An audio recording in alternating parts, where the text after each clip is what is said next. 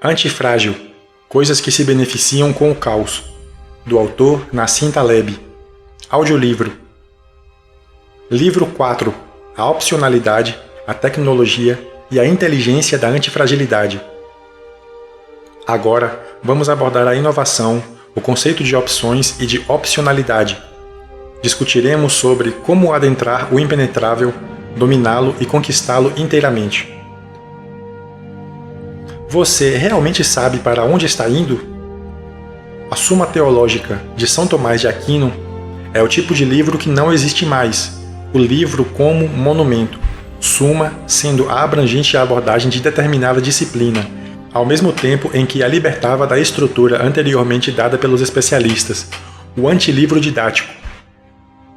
Neste caso, o assunto do livro é teologia, significando tudo que estivesse relacionado à filosofia, e tecendo comentários sobre cada corpo de conhecimento no que se refere aos seus argumentos. E o livro reflete, e em grande parte direciona, o pensamento da Idade Média. Algo bem longe de ser um livro com um assunto único e específico. A depreciação da antifragilidade pela mente erudita é bem mais observada em uma frase que domina a Suma, sendo repetida em muitos trechos, e uma de suas variantes é a seguinte: tudo que se move quer alcançar um objetivo. Agem autem non movet nisi ex intentione finis. Em outras palavras, os seres moventes devem saber para onde estão indo, um argumento teológico, de telos, voltado para um objetivo, que se origina em Aristóteles. Todos, incluindo os estoicos, mas excluindo os céticos, apaixonaram-se intelectualmente por esses argumentos teleológicos, mas não ao ponto de colocá-los em prática. Aliás, não é Aristóteles que Aquino cita, ele o chama de o filósofo, mas sim o sintetizador árabe do pensamento de Aristóteles, Ibn Rushd, também conhecido como Averroes, a quem Tomás de Aquino chama de o comentarista. E o comentarista causou muitos danos, pois o pensamento ocidental é muito mais árabe do que se admite, apesar de os árabes pós-medievais terem conseguido escapar do racionalismo medieval. Toda essa herança de pensamento, baseada na frase "tudo que se move quer alcançar um objetivo", é a instância na qual reside o erro humano mais difundido, agravado por 2 ou mais séculos da ilusão do entendimento científico incondicional. Esse erro também é o mais fragilizador. A falácia teleológica. Chamemos aqui de falácia teleológica a ilusão de que sabemos exatamente para onde estamos indo, e de que sabíamos exatamente para onde estávamos indo no passado, e de que outras pessoas obtiveram êxito no passado por terem sabido para onde estavam indo.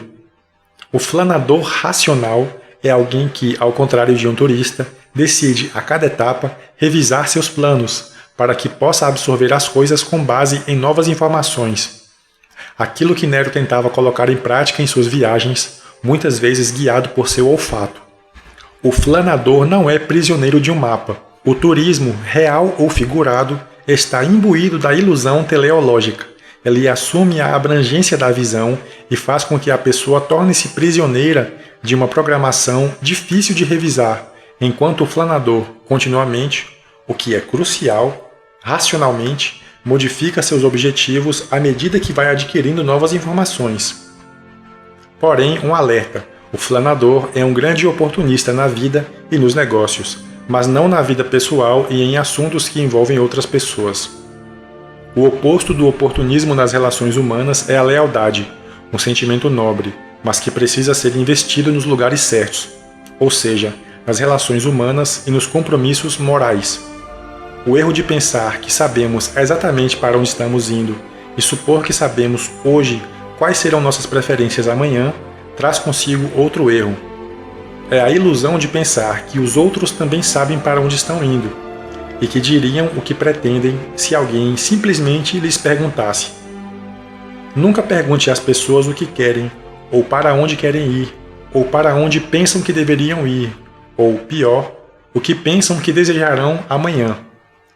A força do empresário da computação Steve Jobs estava justamente em desconfiar das pesquisas de mercado e dos grupos focais, aqueles em que se pergunta às pessoas o que elas querem e seguir sua própria imaginação. Seu modus era o de que as pessoas não sabem o que querem até mostrarmos a elas. A capacidade de mudar de uma conduta para outra é uma opção de mudança. As opções e a opcionalidade, a característica da opção, são o tema do livro 4. A opcionalidade nos levará a muitos lugares, mas no âmago, uma opção é o que nos torna antifrágeis e torna possível que nos beneficiemos com o lado positivo da incerteza, sem os graves danos equivalentes do lado negativo. O principal bem dos Estados Unidos é a opcionalidade que faz com que as coisas funcionem e cresçam, mas é preciso certo tipo de pessoa para isso. Muita gente continua lamentando o baixo nível da educação formal nos Estados Unidos, tal como definido, por exemplo, pelas notas de matemática. No entanto, não conseguem perceber que o que é novo surge aqui e é imitado em outros lugares. E isso não acontece graças às universidades, que obviamente reclamam para si muito mais créditos do que suas realizações conseguem atestar. Assim como a Grã-Bretanha durante a Revolução Industrial, o bem dos Estados Unidos é simplesmente a assunção de riscos e o uso da opcionalidade, essa notável capacidade de se envolver em formas racionais de tentativa e erro, sem qualquer vergonha pelo fracasso, por começar de novo e fracassar novamente. No Japão moderno, por outro lado, o fracasso vem atrelado à vergonha, o que leva as pessoas a esconderem os riscos financeiros ou nucleares debaixo do tapete. Atitude que contrasta estranhamente com seu tradicional respeito pelos heróis decaídos e a assim chamada nobreza do fracasso. O livro 4 levará essa ideia à sua conclusão natural e mostrará evidências, desde a arquitetura medieval até a medicina, a engenharia e a inovação, de que talvez nosso maior patrimônio seja aquele do qual mais desconfiamos, a antifragilidade intrínseca de certos sistemas de assunção de riscos. Capítulo 12. As uvas doces de Tales. Há um breve episódio em Política de Aristóteles sobre o filósofo e matemático pré-socrático Tales de Mileto. Essa história, que não chega a ocupar meia página, expressa tanto a antifragilidade quanto sua depreciação, além de introduzir a noção de opcionalidade. O aspecto notável do episódio é que, com isso, Aristóteles, possivelmente o pensador mais influente de todos os tempos, apresentava uma refutação ao argumento central de sua própria história. Seus seguidores fizeram o mesmo, especialmente após o Iluminismo e a Revolução Científica. Não estou dizendo isso para denegrir o grande Aristóteles, mas para mostrar que a inteligência faz com que desconsideremos a antifragilidade e ignoremos o poder da opcionalidade. Tales foi um filósofo, um jônico de língua grega e linhagem fenícia, da cidade costeira de Mileto, na Ásia Menor, e, como alguns filósofos, ele apreciava o que fazia. Mileto era um entreposto comercial e tinha aquele espírito mercantil geralmente associado aos assentamentos fenícios, mas Tales, como filósofo, era caracteristicamente desprovido de recursos. Seus amigos que levavam vidas mais comerciais provocavam-no, dizendo que aqueles que podem fazem e os outros filosofam, até que ele se cansou disso. Ele fez então a seguinte proeza: deu uma entrada em dinheiro para usar sazonalmente todas as prensas de azeite das cercanias de Mileto e Quios, alugando-as por um preço baixo. A safra de azeitonas acabou se mostrando extremamente generosa e houve demanda por prensas, e com isso ele renegociou o uso delas em seus próprios termos, acumulando uma fortuna substancial. Depois voltou a filosofar. Ele fez bastante dinheiro, talvez não o suficiente para torná-lo imensamente rico, mas o suficiente para deixar claro para os outros, mas suspeito também para si mesmo, que ele colocava em prática o que pregava e estava realmente acima e não abaixo da riqueza. Esse tipo de montante é o que costumo chamar de FC, o dinheiro. uma soma grande o suficiente para obter quase todas, se não todas, as vantagens da riqueza, sendo a mais importante a independência e a capacidade de ocupar sua mente apenas com assuntos que lhe interessam. Mas não seus efeitos colaterais, como por exemplo, ser obrigado a comparecer a um evento beneficente em traje de gala e forçado a ouvir uma elegante exposição dos detalhes da reforma de uma casa rica em mármores. O pior efeito colateral da riqueza são as ligações sociais que ela impinge sobre suas vítimas, já que as pessoas com grandes casas tendem a acabar socializando com outras pessoas com grandes casas. Além de certo nível de opulência e independência, os cavalheiros tendem a ser cada vez menos apresentáveis e suas conversas cada vez menos interessantes. A história de Tales tem muitas morais, todas ligadas à assimetria e à construção de um equilíbrio antifrágil.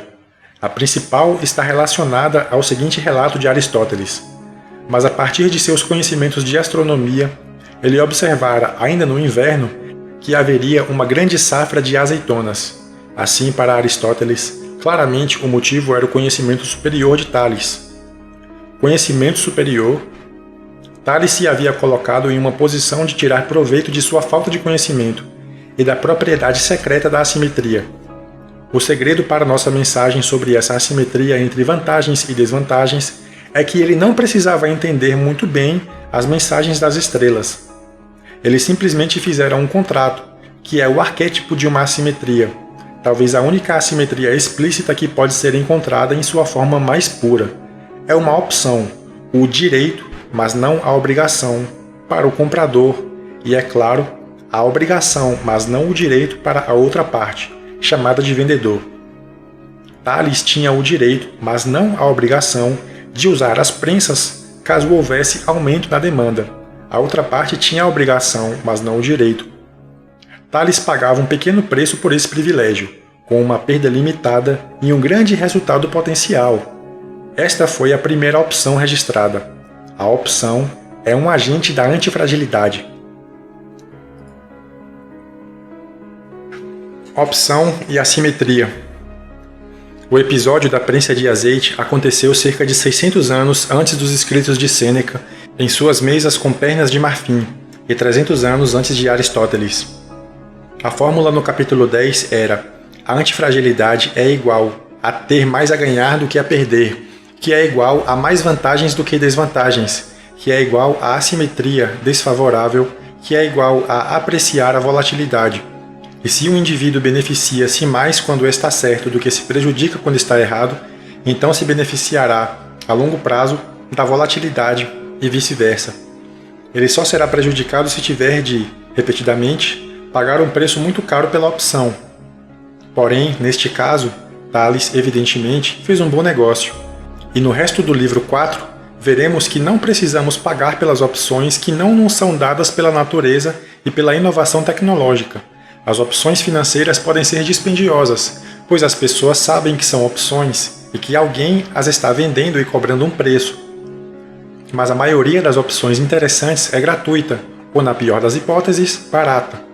E o mais importante, simplesmente não precisamos saber o que está acontecendo quando compramos mais barato, quando temos a assimetria trabalhando a nosso favor.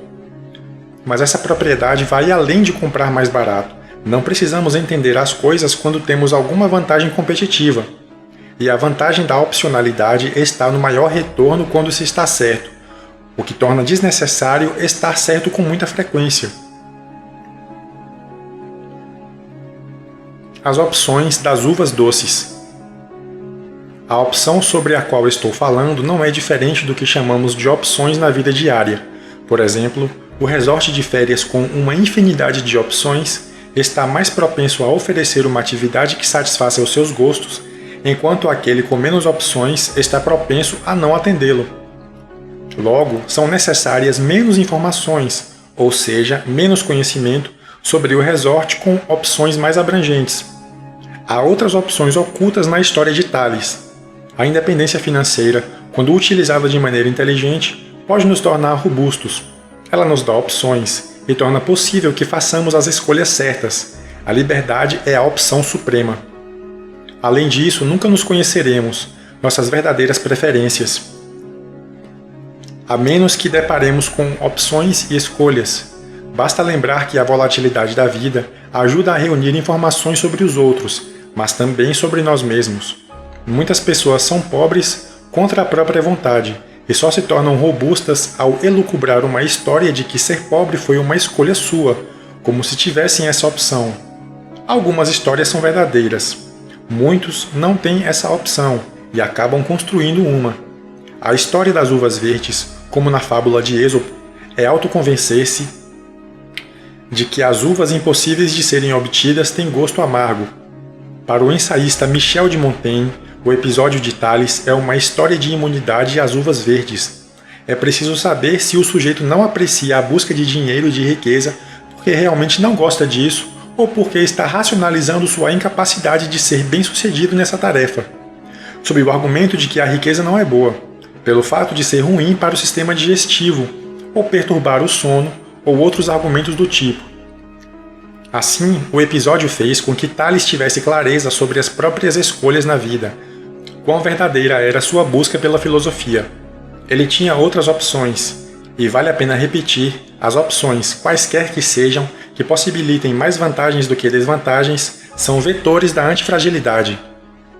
Ao financiar a própria filosofia, Tales se tornou seu próprio mecenas, talvez o posto mais alto que alguém pode alcançar.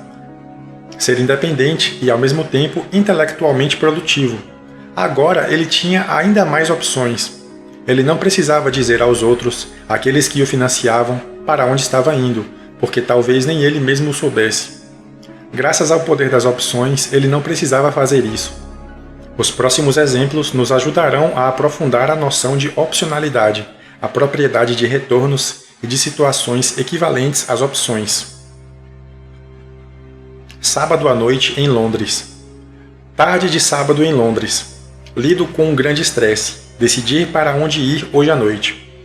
Gosto da marca do inesperado que encontramos nas festas. Frequentar festas é algo com opcionalidade. Talvez o melhor conselho para alguém que queira beneficiar-se da incerteza, com poucas desvantagens.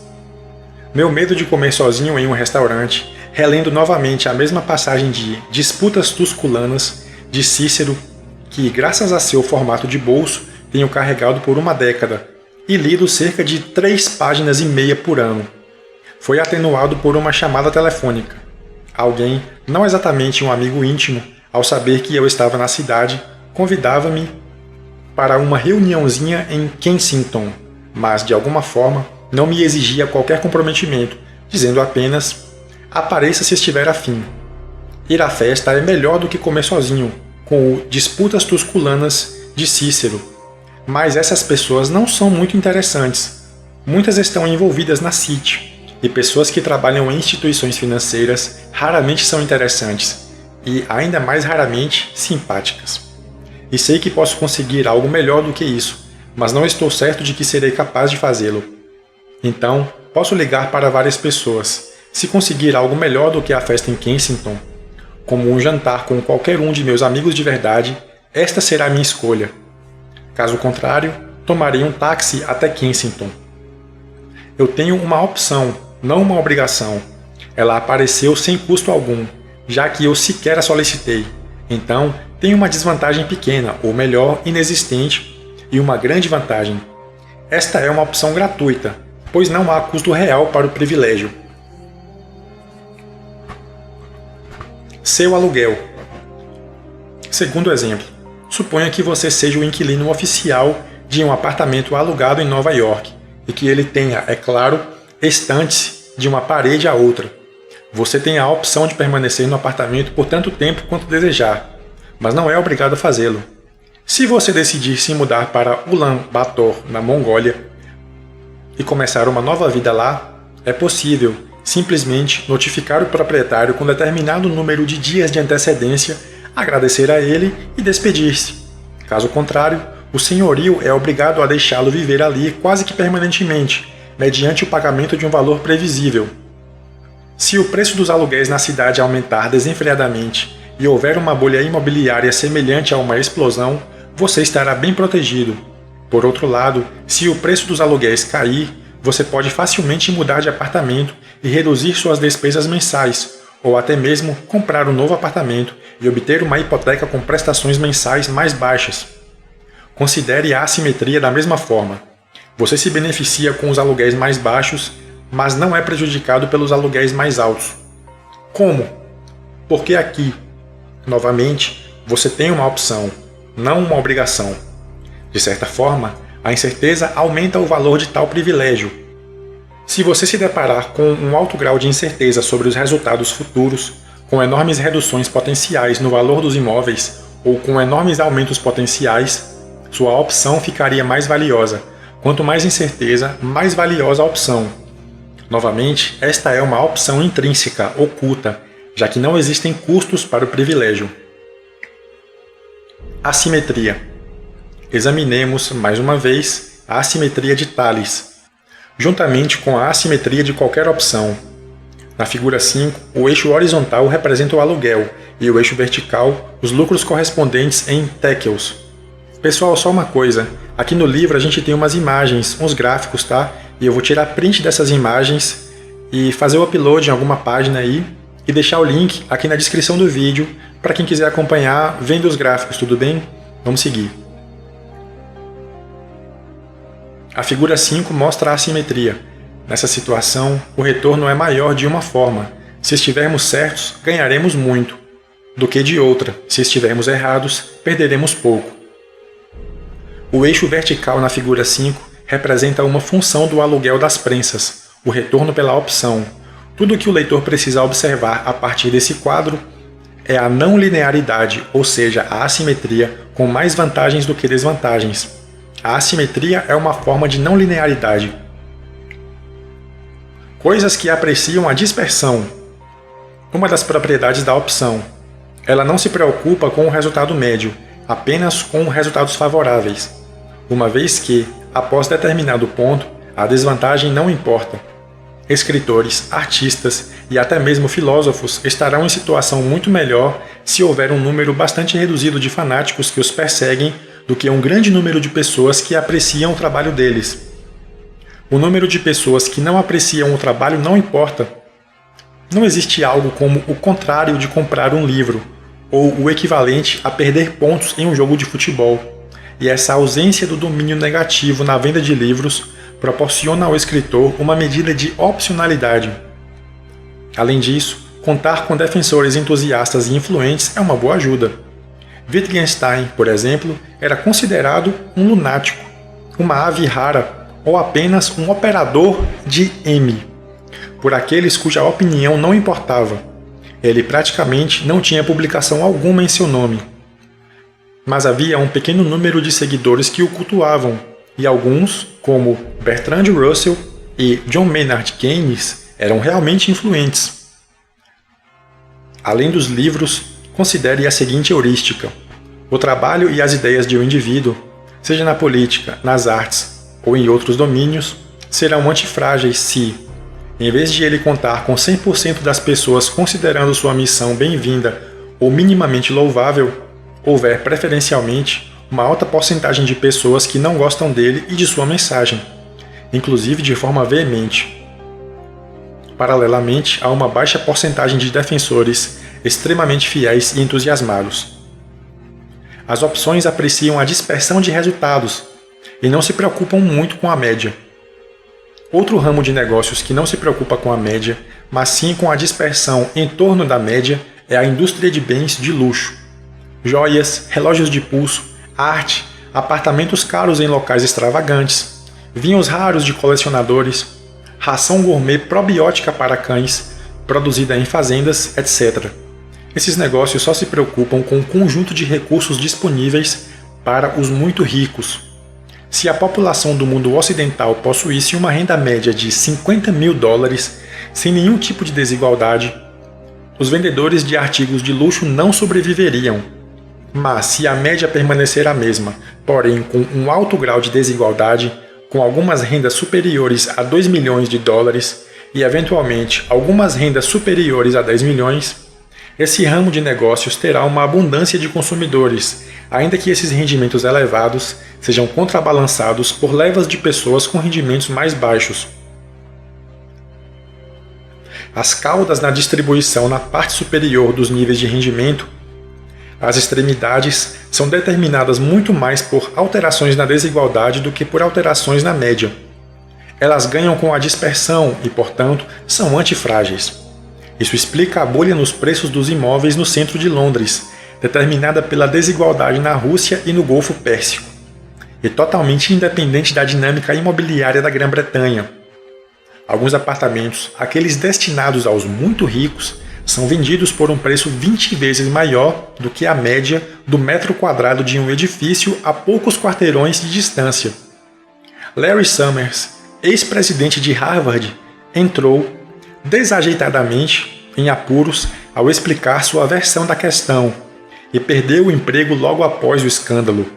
Ele estava tentando dizer que homens e mulheres têm inteligência equivalente, mas a população masculina apresenta mais variações e mais dispersão, daí mais volatilidade, existindo mais homens muito pouco inteligentes e mais homens altamente inteligentes.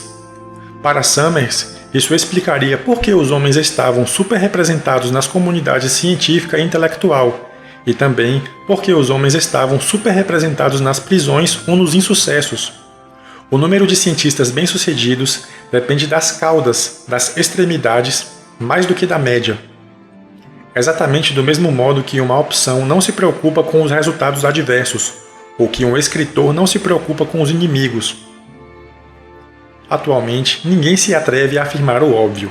Talvez o crescimento da sociedade não possa ser alcançado ao se elevar a média à maneira asiática, mas aumentando o número de pessoas que estão nas caudas, aquele pequeníssimo número de pessoas que assumem riscos, insanas o suficiente para ter ideias próprias, dotadas daquela habilidade muito rara chamada imaginação, e daquela qualidade ainda mais rara chamada coragem, e que fazem as coisas acontecerem. O talesiano e o aristotélico. Agora, um pouco de filosofia. Conforme vimos anteriormente na exposição do problema do cisne negro do capítulo 8, o tomador de decisão concentra-se no retorno, na consequência das ações, o que inclui assimetrias e efeitos não lineares. O aristotélico concentra-se em estar certo e errado, em outras palavras, na lógica pura. Eles se interceptam com menos frequência do que se pensa. Aristóteles cometeu o erro de pensar que conhecer o evento, a próxima safra ou o preço do aluguel das prensas de azeite, que mostramos no eixo horizontal, e obter lucros com isso, eixo vertical, eram a mesma coisa. E aqui, em função da assimetria, há uma diferença entre ambos, como fica evidente no gráfico. Como Tony Gorducho afirmará no capítulo 14, eles não são a mesma coisa. Como ser idiota. Se o indivíduo tem opcionalidade, não há muita necessidade do que se chama comumente de inteligência, conhecimento, discernimento, habilidades e essas coisas complicadas que acontecem em nossas células cerebrais. Pois ele não precisa estar certo com tanta frequência assim, basta ter a sabedoria de não fazer coisas pouco inteligentes, a ponto de se prejudicar, alguns atos de omissão e reconhecer os resultados favoráveis quando ocorrerem. O segredo é que a avaliação não precisa ser feita com antecedência, apenas após o resultado. Por enquanto, chamarei essa propriedade que nos permite ser idiotas ou que nos permite obter mais resultados do que aqueles que seriam trazidos pelo conhecimento, de pedra filosofal ou viés de convexidade, fruto de uma propriedade matemática chamada desigualdade de Jensen. A mecânica será explicada mais tarde no livro 5, quando o texto for mais técnico, mas por ora, considere que a evolução pode produzir objetos incrivelmente sofisticados sem nenhuma inteligência, simplesmente graças a uma combinação entre a opcionalidade e algum tipo de filtro de seleção, além de algum grau de aleatoriedade, como veremos a seguir. A natureza e as opções.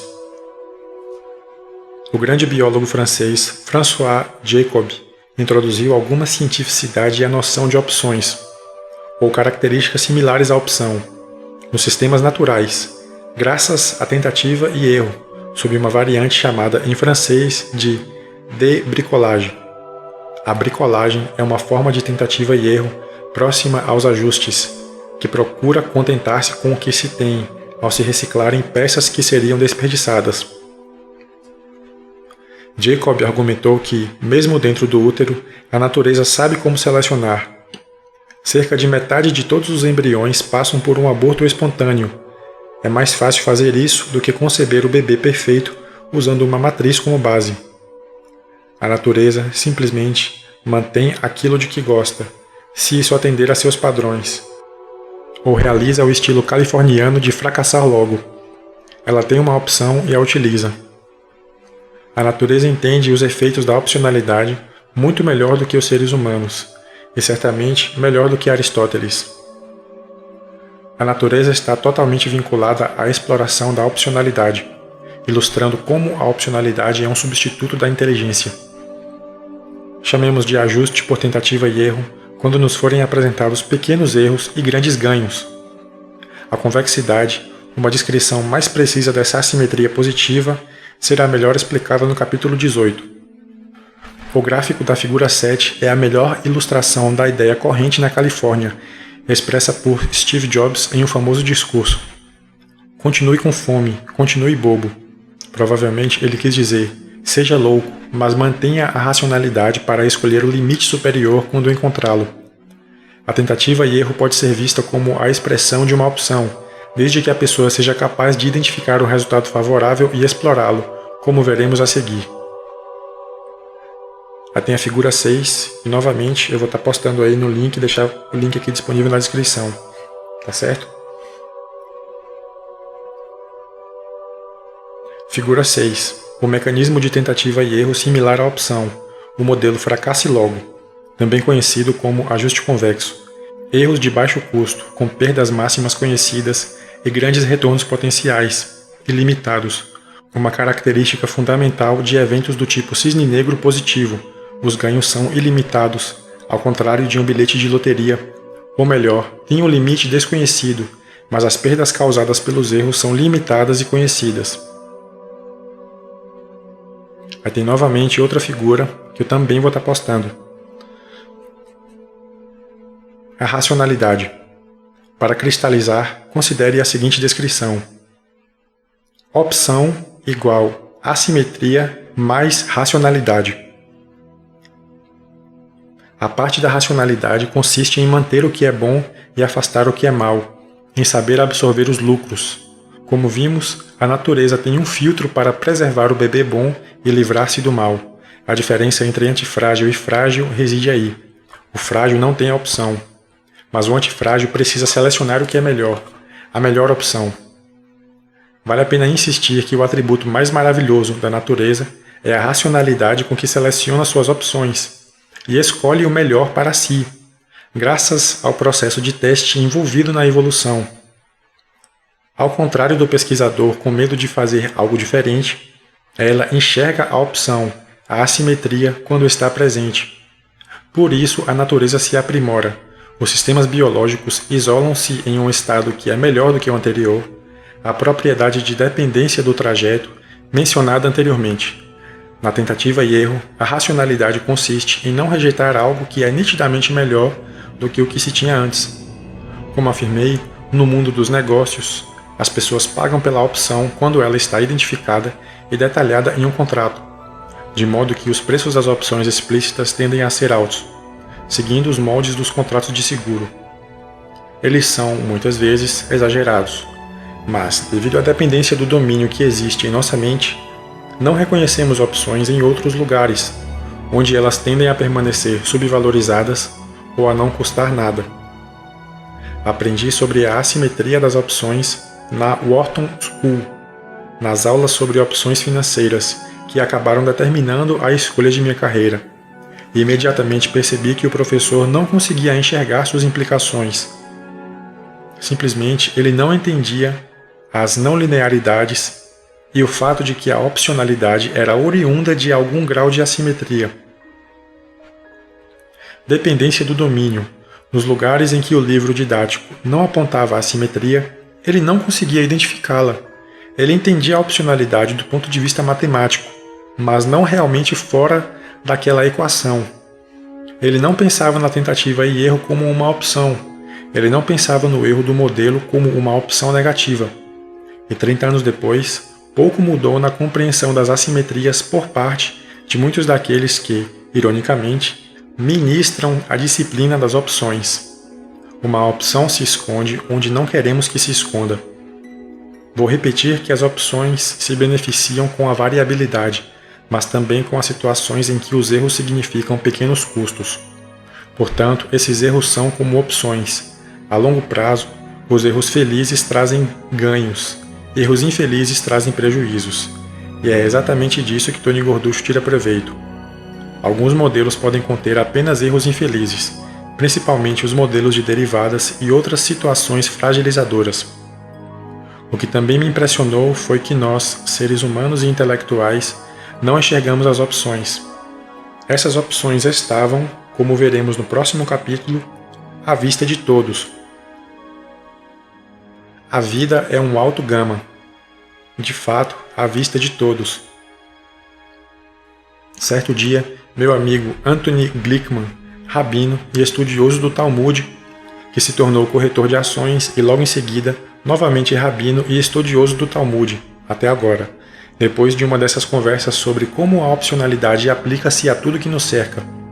Talvez depois de uma de minhas tiradas sobre o estoicismo, calmamente anunciou: a vida é um alto gama, repetindo no jargão, alto significa beneficiar-se com, e curto significa prejudicado por, e gama é um nome para a não linearidade das opções, de modo que alto gama significa beneficiar-se com a volatilidade e a variabilidade. Anthony tinha, inclusive, o seguinte endereço de e-mail, @longgamma.com. Há uma ampla literatura acadêmica tentando nos convencer de que não é racional possuir ações, pois algumas ações têm seu valor superestimado, e elas são consideradas superestimadas de acordo com os métodos de cálculo de riscos das escolas de negócios, que não levam em conta a possibilidade de eventos raros. Além disso, os pesquisadores recorrem a algo chamado viés de longo alcance, ou efeito de loteria, por meio do qual as pessoas se desdobram para pagar um sobrepreço pelos longos alcances, em cassinos e situações de jogos de azar. Tais efeitos, claro, são charlatanismo travestido sob o manto da ciência, com pessoas que, ao estilo de Trifatti, não assumem riscos e que, quando pretendem pensar sobre os riscos, só conseguem pensar em cassinos. Como em outras vezes em que a incerteza foi abordada por economistas, esse raciocínio é desvirtuado pela confusão entre aleatoriedade da vida e aleatoriedade bem administrável dos cassinos, no que chamo de falácia lúdica, a partir de ludis, que significa jogos em latim. O erro que vimos no capítulo 7, cometido pelo sujeito que joga 21.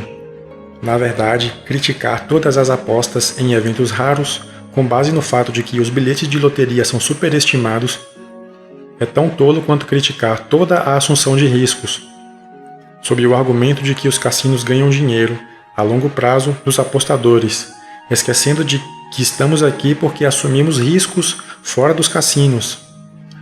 Além disso, as apostas em cassinos e em bilhetes de loteria também têm uma vantagem máxima conhecida, na vida real. O céu costuma ser o limite. A diferença entre os dois casos pode ser significativa. A assunção de riscos não é uma aposta, e a opcionalidade não são bilhetes de loteria. Além disso, esses argumentos sobre longo alcance são um fruto grotesco da escolha seletiva. Se listássemos os negócios que mais geraram riqueza na história, veríamos que todos tiveram opcionalidade. Existe, infelizmente, a opcionalidade de pessoas que roubam as opções de outras e do contribuinte, conforme veremos na seção sobre ética no livro 7. Como os diretores executivos de empresas, que ficam com todas as vantagens e sem qualquer desvantagem para si. Porém, os maiores geradores de riqueza nos Estados Unidos, historicamente, têm sido, em primeiro lugar, o setor imobiliário. Os investidores têm a opção a custo dos bancos. E, em segundo lugar, o setor tecnológico, que depende quase completamente da tentativa e erro. Além disso, negócios com opcionalidade negativa, isto é, o oposto de ter opcionalidade, como o setor bancário, tiveram um péssimo desempenho ao longo da história. Graças às crises, os bancos perdem, periodicamente, cada centavo acumulado em sua história. Mas tudo isso é ofuscado pelo papel da opcionalidade nas duas evoluções, a natural e a científico-tecnológica. Analisaremos a última no livro 4. Os políticos romanos apreciam a opcionalidade. Até mesmo os sistemas políticos seguem um padrão de ajuste racional, quando as pessoas são racionais e, portanto, escolhem a melhor opção. Os romanos construíram seu sistema político por meio de ajustes e não pela razão. Políbio, em suas histórias, compara Licurgo, o legislador grego que construiu seu sistema político, ignorando a adversidade, aos romanos mais experientes, que alguns séculos mais tarde não chegaram ao sistema político por nenhum processo racional, grifo meu, mas pela disciplina de muitas lutas e dificuldades, e sempre escolhendo a melhor opção, à luz da experiência adquirida com os fracassos. A seguir. Deixem-me resumir. No capítulo 10, vimos a assimetria fundamental impregnada das ideias de Sêneca, mais vantagens do que desvantagens e vice-versa. Este capítulo refinou o tema e apresentou uma manifestação dessa assimetria, sob a forma de uma opção, através da qual é possível obter vantagens se assim se desejar, mas sem as desvantagens. Uma boa opção é a arma da antifragilidade. Outro ponto do capítulo e do livro 4 é que a opção é um substituto para o conhecimento. Na verdade, não entendo muito bem o que é conhecimento estéril, já que o conhecimento é necessariamente vago e estéril. Então, faço a ousada especulação de que muitas coisas que pensamos ser derivadas da habilidade provêm, em grande parte, de opções, mas de opções bem utilizadas, tal como a situação de Tales, e tal como a natureza, e não do que dizem ser a compreensão racional. A implicação não é trivial, pois se acreditamos que a educação gera riqueza em vez de resultar dela, ou que ações e descobertas inteligentes são o resultado de ideias inteligentes, teremos uma surpresa. Vejamos que tipo de surpresa.